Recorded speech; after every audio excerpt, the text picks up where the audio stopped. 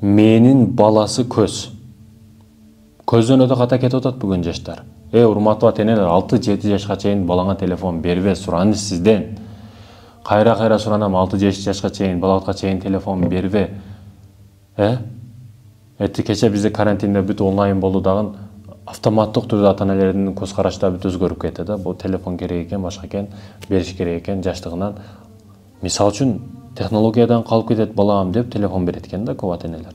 Эскиче болбочу, даватчы болбочу, андай болбочу, мындай болбочу дешет да. Мен жаман көрсөң көрө, мен болгону айтып коюп атам. Телефонду алат балаңыз, телефонду алып колдонуп, сиз берген телефон аркылуу айтышник болуп кеттиби? Мындай өзүңүз ойлосоңуз, Илон Маск ошол жаштыгынан технологияны кармап, игровой нерселерди ойлоп, игра ушундай нерселерди ойлоп, таап бирөөлөргө саткан. Сизди балаңыз игра бир нерсе ойлоп, таап сатып айтышник болуп кетти.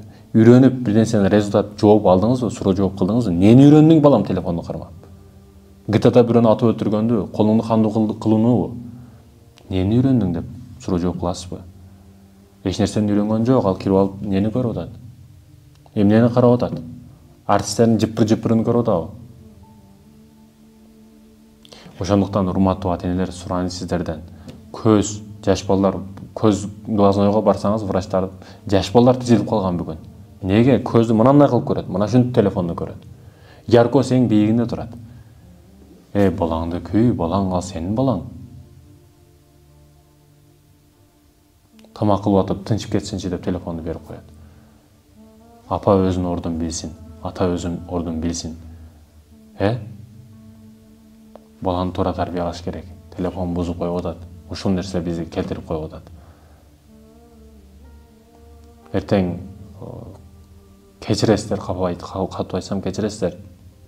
Мээримди сизден эмес телефондон алып коюп атат.